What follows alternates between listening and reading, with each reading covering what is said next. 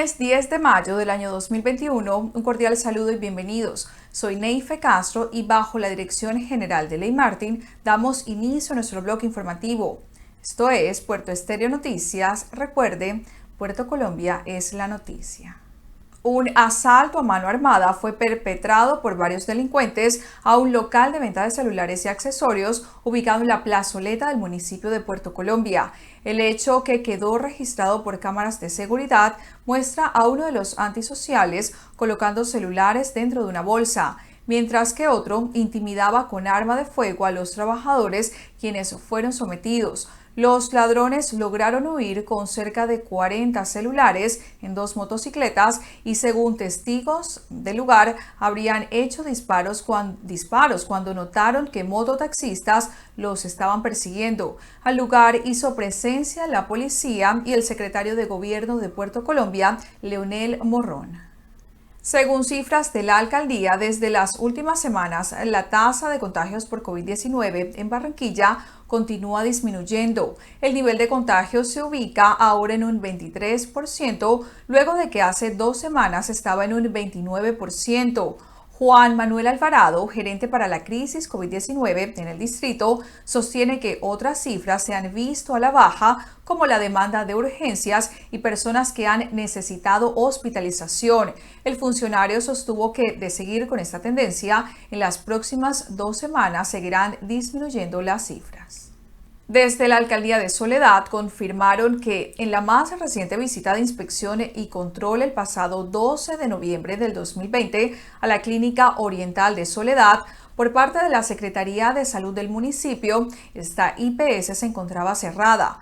Hoy este centro de salud está en el ojo del huracán luego de ser requerido por la Supersalud por haber postulado al cantante vallenato Rafa Pérez y su esposa, quienes por medio de esta IPS fueron inmunizados el pasado 13 de abril en el Hospital de Malambo en medio del plan de vacunación contra el COVID-19. Mientras tanto, la Superintendencia Nacional de Salud requirió a la Clínica Oriental de Soledad las razones por las cuales estas 2 personas fueron postuladas del Hospital de Malambo para saber por qué estas personas fueron vacunadas. Luego de casi 2 semanas, la Policía Metropolitana de Barranquilla logró recuperar elementos evaluados en más de 115 millones de pesos hurtados de la sede deportiva del Junior, ubicada en Sabanilla, Puerto Colombia. Para la recuperación de estos elementos, la policía realizó 3 allanamientos en viviendas en el sector de Los Tres Postes, en el barrio Rebolo. Entre los objetos recuperados por las autoridades se encuentra una lámpara infrarroja para terapia, así como un equipo láser con efecto bioestimulante, de igual manera una unidad de terapia de frío y compresión Game Ready, así como una pistola de masaje para terapia de percusión de 4ª generación. El Laboratorio de Biología Molecular de la Universidad del Atlántico se podría quedar sin insumos para seguir procesando pruebas COVID-19 debido al retraso de estos generado por las marchas y protestas en el país. Las empresas que envían insumos para estas pruebas al laboratorio se encuentran en Bogotá y Medellín, lo que ha hecho que se dificulte el envío vía terrestre de estos insumos. Roberto García Alzate, coordinador de este laboratorio, sostuvo que las empresas han indicado que hoy lunes estarían llegando los insumos a la ciudad. Actualmente el laboratorio cuenta con 1.200 muestras, lo que podría alcanzar para 1 o 2 días. En la cancha del cementerio Wilfrido Camargo, en el municipio de Malambo, fue habilitado el primer punto masivo de vacunación COVID-19 en el Atlántico. Así lo confirmó la gobernadora Elsa Noguera, quien aseguró además que el departamento contará con más puntos de vacunación masiva. La mandataria departamental indicó además que este punto de vacunación tiene capacidad para atender a 700 personas diarias y contará con 6 equipos de vacunadores para avanzar rápidamente en el proceso. La gerente del Hospital Municipal de Malambo, Amy Camargo, destacó además que se colocará a disposición de la comunidad el servicio de transporte para captar a la población en los diferentes sectores del municipio. Por su parte, Alma Solano, secretaria de Salud del Atlántico, anunció que los municipios de Soledad y Sabana Larga muy pronto habilitarán puntos masivos de vacunación contra el COVID-19. En noticias nacionales, después de la reunión entre el presidente Iván Duque y los gobernadores del país y teniendo en cuenta la solicitud realizada por Nicolás García Bustos, mandatario cundinamarqués y además presidente de la Federación Nacional de Departamentos, el Ministerio de Salud y Protección Social expidió el decreto 466 del 2021, en el cual se reglamenta la inclusión de las máximas autoridades sanitarias a nivel nacional, municipal, distrital y departamental en la tercera etapa de la primera fase del Plan Nacional de Vacunación contra el coronavirus.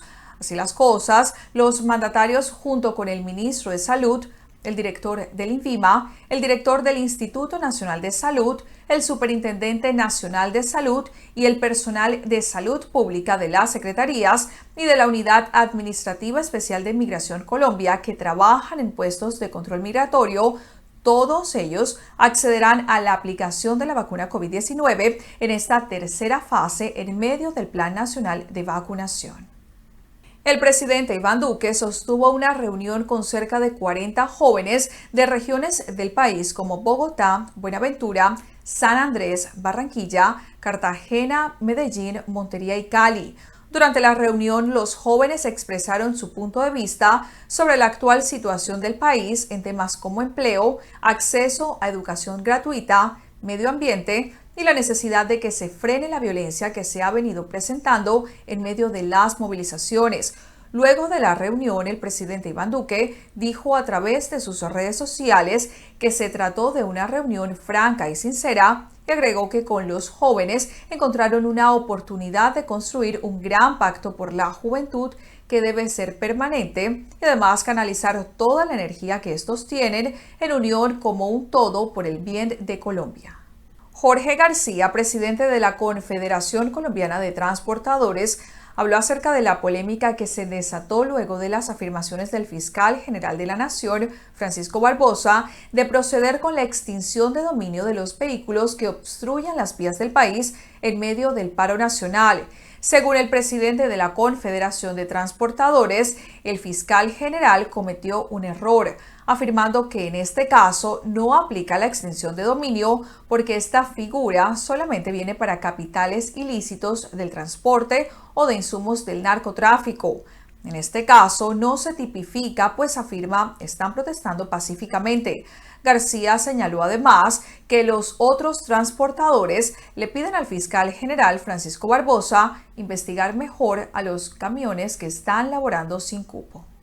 En noticias internacionales, la noche del pasado sábado el mundo dio un respiro cuando el cohete chino Long March 5B, que estaba en órbita desde el 29 de abril, finalmente ingresó a la Tierra y cayó en el Océano Índico cerca de las Islas Maldivas, sin que se conozcan daños hasta el momento.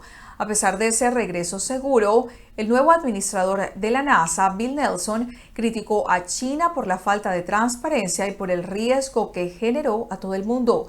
El dirigente afirmó que las naciones que están explorando el espacio deben minimizar los riesgos a las personas y a las propiedades cuando sus objetos y naves vuelvan a la Tierra. Según el diario The Guardian, desde 1979, cuando pedazos de una estación espacial de la NASA cayeron sobre Australia, la mayoría de países han evitado reingresos sin control. El fundador de Tesla y de la empresa SpaceX, Elon Musk, fue invitado al programa de comedia Saturday Night Live, en donde en su monólogo inicial reveló que padece el síndrome de Asperger y dijo que es la primera persona con este síndrome en ser anfitrión del show o al menos en admitirlo. En su presentación, Musk comentó que él reinventó los carros eléctricos y está enviando gente en cohetes al espacio. El empresario multimillonario se refirió, además, a algunas de sus polémicas declaraciones raras de la criptomoneda CoinDesk y hasta el extraño nombre de su hijo, XAsh812. Todo esto lo atribuyó al síndrome que afecta especialmente la interacción social. Aseguró además que esta es la forma en la que funciona su cerebro. La medianoche del sábado marcó el fin del estado de alarma que había sido impuesto por el gobierno de Pedro Sánchez en España, que restringía ampliamente la movilidad de los habitantes en ese país. La fecha fue celebrada por miles de personas que a la medianoche salieron a las calles aprovechando que ya no había toque de queda y que pueden regresar a las celebraciones nocturnas. El fin del estado de alarma no significa, sin embargo, que ahora no se van a presentar restricciones, pero las comunidades que las quieran imponer van a necesitar pedirle permiso a los tribunales. Muchos españoles están conscientes de que el virus no se ha ido, prefieren cuidarse, pero otros, en cambio, olvidaron los controles y el distanciamiento. Ahora esperan ver cómo será la evolución del COVID-19 en España. Llegamos a Puerto Estéreo lo dice con nuestro director Ley Martín y el columnista Alberto Mario Forero. Buenos días, Ley. Buenos días para todos los teleoyentes, lo mismo que para José Matías. Bueno, José Matías Ortiz, bienvenido. Muy buenos días, Ley. Buenos días, Alberto Mario, y buenos días a los radioyentes. Bueno, decíamos en el editorial anterior que es importante que ustedes nos den su opinión con relación a la parte que tiene que ver con la organización empresarial. Yo veo, por ejemplo, que el DANE se pronuncia y dice, se aumentaron el número de registros de empresas en la Cámara de Comercio. Yo conozco varios casos de personas que tienen empresas porque tienen una fundación, porque tienen una corporación, por ejemplo, pero la mayoría no tiene sueldo. Entonces yo quiero que ustedes me ayuden a descifrar cómo se habla de tantas empresas que se han fundado. Ahora último reportaron que aumentó el número de empresas. Sí se pueden registrar en la Cámara de Comercio, pero ¿en qué beneficia a la gente el que se constituyan empresas que no tienen empleados? Alberto Mario, ¿cuál es su opinión? Hola, eso sí, eso me deja como quien dice que se constituyen empresas que no tienen empleados. O sea, eso no es una empresa, ¿me entiendes? Porque las empresas se constituyen con los empleados. Pero la Cámara de Comercio, pero la Cámara de Comercio lo registra. Y yo te puedo dar nombres. No, lo que pasa es que mira, hay tipos de empresas, por ejemplo, sociedades limitadas, sociedades anónimas, sociedades comanditas simples, sociedades por acciones simplificadas, sociedades colectivas. Esas son como podríamos decir, la tipo de empresas. Lo que pasa es que ahora ya mismo hay una cosa que también son las SAES, que son como que dice para los emprendedores, que son mini empresas, podríamos decirlo, ¿me entiendes? En donde dos personas constituyen una SAE y ya es como quien dice una microempresa, ¿me entiendes? Una pymes, ya. El tema de las empresas aquí es un tema que yo también hace rato lo vengo diciendo que es muy complicado. ¿Por qué? Porque hay muchos requisitos, o sea, hay demasiados requisitos. Requisitos que cuestan, que tú tienes que estar pagando y eso hace que se dificulte mucho la creación de empresas, ¿me entiendes? Eso lo han ido solucionando la Cámara de Comercio, que donde se registran las empresas, lo han ido solucionando. También hay entidades sin ánimo de lucro, se me faltó también esa, que es como una empresa, pero se supone que tiene ingresos, pero no se lucra. Pero yo pienso que todavía hay que quitar muchos requisitos para la creación de empresas, porque las empresas se supone que son las que van a generar fuentes de trabajo, ¿me comprende? Pero si una empresa de entrada le están pidiendo que pagar la inscripción, que pagar esto, que la matrícula, que eso va mermando, y no solamente eso, sino que también tiene que vincular a los empleados a salud, a pensión. Entonces, eso dificulta mucho también la actividad económica de las empresas, pero afortunadamente se han ido creando, la gente está creando empresas. Mira, Colombia es un país de inteligentes, porque a mí me duele a veces todas estas peleas que hay de tipo políticos y todo, porque es que nosotros somos muy inteligentes aquí en Colombia, que hay personas que se las llevan los países desarrollados para que trabajen con ellos porque somos muy inteligentes. Lo que pasa es que aquí la inteligencia la ponemos es para la maldad, no la ponemos para las cosas buenas. Pero aquí hay tantos emprendedores. Por ejemplo, hace unos días estaba escuchando, ¿te acuerdas los que pasaban por las calles que iban tejiendo las sillas? Tejen sillas, y eso, ya hay una microempresa formada y exportan.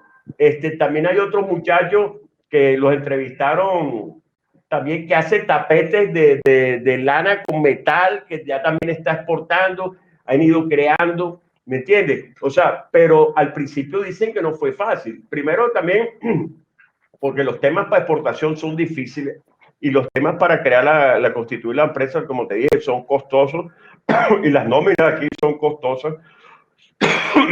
Entonces, eso dificulta mucho la creación de generación de trabajo.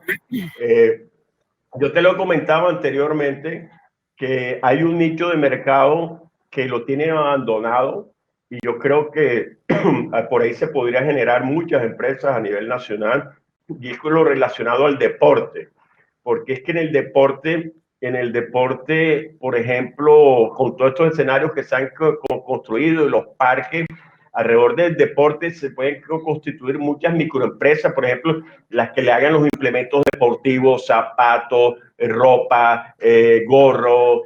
O sea, el deporte genera una serie de microempresas que no han tenido el ojo para crearlas, ¿me comprende? Yo se lo estoy diciendo aquí, por ejemplo, aquí en el sector de jurisdicción de Puerto Colombia, al alcalde le dije, hombre, crea microempresas con 10, 15 o 20 máquinas ese de coser y póngase a hacer implementos deportivos o póngase a hacer camisetas, como Puerto Colombia va a ser un sector turístico, y las venden a los turistas, las gorras, las hamacas, las mochilas, y todo eso puede generar fuentes de trabajo, pero falta iniciativa, falta ayuda, porque el que no tenga plata no puede hacer nada. Y eso no ocurre aquí, eso ocurre en todos los países. El que no tiene plata, entonces ahí es donde los empresarios también deberían ayudar, ayudando a los microempresarios, o sea, las empresas grandes ayudando a los microempresarios a que desarrollen su actividad económica.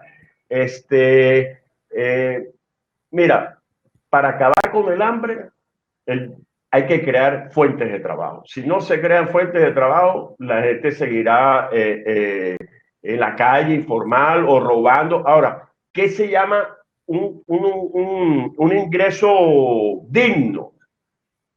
Yo creo que todos los ingresos son dignos después que tú hagas lo que haces, lo hagas con pasión y todo, pero es preferible estar trabajando honradamente por ejemplo, con un salario mínimo, a estar en la calle, parquear un semáforo sin ninguna asistencia médica ni nada. Y en cambio, con un salario mínimo, tú tienes ingresos, ¿ok? Entonces, el salario digno, hay que ver bien la palabra digna, hasta dónde se puede asimilar, porque depende también los gustos, los intereses de cada persona. Yo, por ejemplo, yo he administrado edificios y yo conocí a un celador que se ganaba el mínimo más horas extra, y yo le preguntaba que por qué no trabajaba en una empresa de vigilancia donde podía ganar más plata. Y me dice, es que yo no trabajo por más plata, yo trabajo por mi felicidad y por estar tranquilo. Entonces, ese señor se gana, todavía trabaja de celador de edificios, y esto me da para pagar todo, y yo vivo feliz, y es una persona que yo nunca la vi de mal genio, porque es que no viven en función del dinero, ya, sino que viven con sus ingresos modestamente y todo, pero son felices. Entonces ahí hay que definir bien lo que se le pagaba, todas sus prestaciones de salud, pensión, ARL, todo, uniformes, todo, y con un salario mínimo y con sus horas extras, ¿me comprende? Y la esposa también trabajaba con su salario mínimo, o sea, era una familia organizada, con un salario mínimo, y les alcanzaba, y tenía su transporte, y poco a poco fueron creando todo. Entonces, el tema de la plata también es relativo de qué es lo que quiere la gente. El Quipatarroyo ha podido ser una de las personas más ricas de Colombia, y él el dinero no le interesó, y vive tranquilamente porque pensó que era más trabajar con las vacunas, que se lo llevara una multinacional a ganar millones de dólares, y él dijo que no. Y así como él hay muchas personas. Entonces, yo pienso que lo más importante es que las personas tengan su trabajo, tengan sus ingresos, que les alcance para la vida que quieren vivir. Hay unos que les gustan otras más televisores que caro, hay otros que no, hay otros que son felices con lo mínimo. Entonces, eso también hay que ponerlo en una balanza. Pero generación de trabajo es importante. O sea, sí. Alberto Mario y José Matías, yo quería hacer una acotación. Cuando yo hacía esta pregunta con relación a la formación de empresas para generar empleo y cómo una persona que sea emprendedora en Colombia para registrar una marca, usted ve la televisión gringa, porque aquí vemos todos esos canales que tenemos en TV Cable, son gringos, la mayoría, el 90%, y usted ve que pasa y hay una televenta, pasa al otro canal y una televenta. Allá registran, sin exagerarte, un promedio de 100, 200 iniciativas diarias en Estados Unidos. Aquí tú vas a registrar algo y son 20,000 problemas. Mire, yo le digo, y no lo digo con dolor porque yo soy un apasionado por lo que hago. Yo recuerdo que yo a Caracol Radio, donde yo trabajo hace 40 años, yo en 1988, por allá, yo llevé una idea, la presenté con documento y todo. Se llama Hora 20, el programa estelar de la cadena. Esa idea es de Ley Martin. ¿Sabes que es muy delicado que yo esté diciendo esto aquí cuando alguien puede mandar este video a Caracol y me vota automáticamente? Yo soy el creador de Hora 20. Lo presenté en el año 89. Yo intenté registrarlo, no por buscar dinero, sino tener el placer y el lujo de decir, yo soy el autor de esto, como he sido el autor de muchas cosas en Barranquilla, que mucha gente no sabe. Y cuando fui a registrarlo, de arrancada me dijeron, vale 800,000 pesos la parte inicial del proceso. Tienes que ir a Bogotá, tienes que contratar una persona en Colombia para uno registrar una idea tan bonita como es el programa Hora 20 de Caracol, que en ningún momento, lo estoy diciendo aquí para quien lo esté grabando, yo no he dicho que le estoy cobrando a Caracol. Yo me siento orgulloso que una empresa, la primera potencia radial de Latinoamérica, tenga una idea mía. Como también fui creador de la cadena Vallenata, creador de Rumba Estéreo en RCN, muchas cosas que yo quise registrar en su momento, pero cuando yo llegaba ya decía, no, yo que me voy a gastar 1 millón de pesos en un registro, ¿para qué? No, mejor me quedo con la gana. Entonces, doctor José Matías Ortiz, el tema de hoy que es ese, cómo se hace en Colombia para crear empresas, cómo se hace para presentar un proyecto de la cual usted pueda sacarle un provecho para su familia, para su existencia y que genere al mismo tiempo fuentes de trabajo. Sí, Ley, quisiera agregar algunas cosas. Yo coincido con lo que ha planteado Alberto Mario en el sentido en que en Colombia hay demasiados obstáculos para la constitución de nuevas empresas. Y yo creo que si bien han venido reduciéndose la cantidad de exigencias para la constitución de empresas en nuestro país, si se compara con países como Chile, por ejemplo, Chile todavía, en Chile se utiliza 1/3 del tiempo y de los pasos que se necesita en Colombia para constituir una nueva empresa. Y yo creo que eso evidentemente afecta la constitución de empresas en nuestro país. Lo otro que hay que registrar, sin lugar a dudas, es que en Colombia la mayor cantidad de empleo lo genera la pequeña y mediana empresa.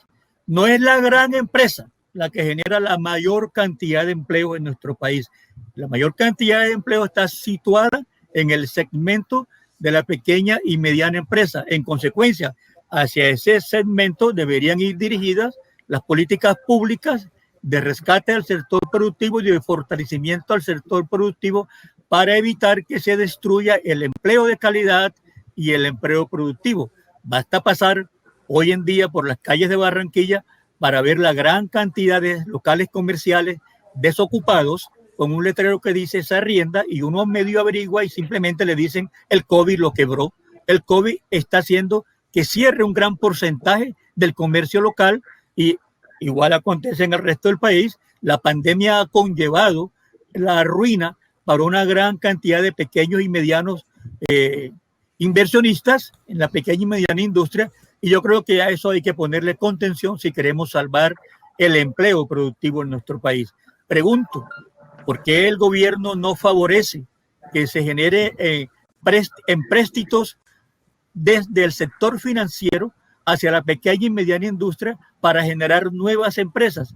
Yo creo que el principal factor para constituir una empresa, evidentemente, es el capital para hacerlo. Si yo tengo un ahorro monetario disponible, lo tomo y quiero generar una empresa, lo tomo y genero la nueva empresa, pero esa no es la situación que predomina en nuestro país.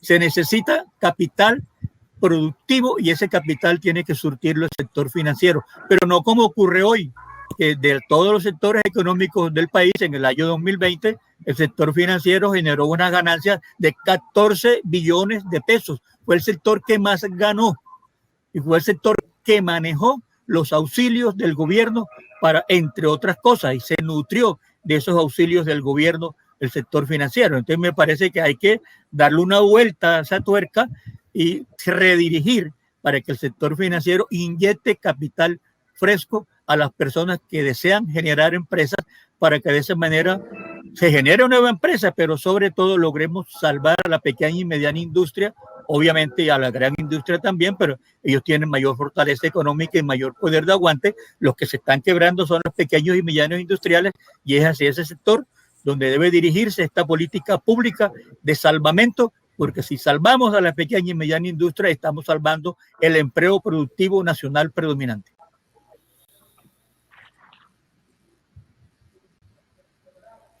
Bueno, yo creo que ha sido muy interesante todos estos días que hemos compartido, pues amigablemente, aunque no necesariamente en todo tengan ustedes que estar de acuerdo, pero ha sido calificando en general, que me parece a mí que vale la pena, Alberto Mario y el doctor José Matías Ortiz, si ustedes me permiten que más adelante podamos molestarlo, porque yo me siento, pues, como director de la emisora, que esto nos genera sintonía, este diálogo ha sido muy interesante. Los comentarios de la gente son favorables, porque si bien es cierto que lógicamente hay muchas cosas en que, y yo le digo la verdad, yo a veces no estoy de acuerdo con el doctor José Matías y a veces tampoco estoy de acuerdo con Alberto Mario en cosas que dicen, pero es que la función mía aquí es de moderador. Yo tengo que escucharlos a ustedes y el único que tiene que sacar un balance de todo es la gente, que puedan calificar si así lo desean, pero qué bonito, y los felicito a ustedes y me felicito también yo y la emisora. Esto ha sido un logro, que uno mira las redes sociales y la gente es pura ofensa, la gente está maldiciéndose, y aquí hemos encontrado que hay muchas cosas que me di cuenta, no necesitan decírmelo, donde ustedes hubo un momento ahí que se friccionaron un poco, pero lo han manejado con mucha disciplina. Así que muchas gracias a los oyentes de Puerto Estéreo y les invitamos para una próxima oportunidad con Alberto Mario Forero y con José Matías Ortiz aquí en los editoriales de Puerto Estéreo Lo Dice. Muchas gracias. Inicia el año conectándote con la oferta que el Internet satelital de HughesNet tiene para ti. Contrata hoy y recibe el primer mes gratis y 25 megas de velocidad en todos los planes. No lo pienses más y empieza el 2021 con el Internet que sí llega donde otros operadores no llegan. Llama ya al numeral 206 o visita internetsatelital.com para más información. HughesNet, líder mundial en Internet satelital. Aplican condiciones y restricciones. Oferta válida del 12 de enero al 28 de febrero de 2021. Más información en internetsatelital.com. Les habla Gustavo Álvarez Gardiazabal. Hoy es mi crónica número 170 y está titulada Napoleón. Viernes 7 de abril del 2021. El pasado miércoles 5 de mayo se cumplieron 200 años de la muerte de Napoleón Bonaparte en la isla de Santa Elena, donde vivió sus últimos años desterrado por las potencias europeas. Pocos hombres tan poderosos pero tan equivocados han podido resistir el paso del tiempo y el juicio de la historia. Napoleón, al lado de Julio César, de Gengis Khan y de Alejandro Magno, han resistido hasta la sicarial oleada revisionista que se ha apoderado del mundo internetico y de las mentes juveniles de este siglo XXI. Y Napoleón lo ha logrado no por acumulación de perversidades ejecutadas por su mano, como sí ha sucedido con Hitler y Stalin, sino porque fue tantas las transformaciones que hizo en toda una gama de campos que el efecto de su genialidad todavía está repartiendo dividendos a la humanidad. El miércoles pasado, en medio de la pandemia que corroe vidas y esperanzas, y cuando no han dejado de tumbar estatuas de quienes de la noche a la mañana les han descubierto su falso heroísmo, el presidente Macron celebró el acto central con un discurso en donde estableció rígidamente que, comillas, ante Napoleón no se puede ceder a la tentación de un juicio anacrónico juzgando el pasado con las leyes del presente. Cierro comillas. Por supuesto, estaba hablando como máxima autoridad de una Francia que no ha querido dejar de ser gloriosa nunca, pero que reconoce que Napoleón promovió o ejecutó los códigos civiles y penales que sirvieron de modelo al mundo para reformar los existentes.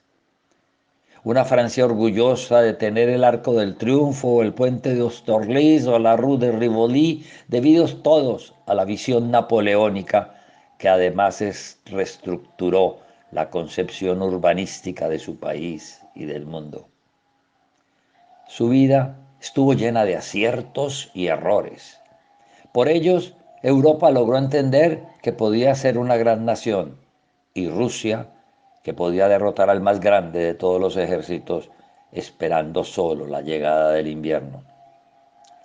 Millones de personas, dijo Chateaubriand, murieron por su concepción de la guerra como instrumento de vida. Fue un ejemplo de voluntad política, un increíble esclavo de la razón para administrar la cosa pública, un aperturista de la ciencia y de la enseñanza, un patrocinador de la tecnología y de la educación como verdadera palanca del desarrollo. Sabía de todo, como lo comprueban sus escritos del exilio en Santa Elena, pero nadie le reconoció su sapiencia porque el brillo de su fuerza militar, de su arrolladora personalidad, lo hizo pasar a la historia para poderle perdonar sus equivocaciones. Se le puede amar tanto como criticarlo, porque como dijo Macron en su inigualable oración del miércoles, cierro comillas, muy pocos destinos han dado a tantos vida mucho más allá que la suya. Muchas gracias. Espero verlos u oírlos el lunes entrante. Esto está muy duro. Queridos oyentes de Puerto Estéreo 101.6 FM, queridos espectadores que a esta hora nos sintonizan a través de nuestra transmisión por Facebook Live, gracias por acompañarnos. Soy Neife Castro y bajo la dirección de Ley Martin, esto es Puerto Estéreo Noticias. Puerto Colombia, pilote del progreso.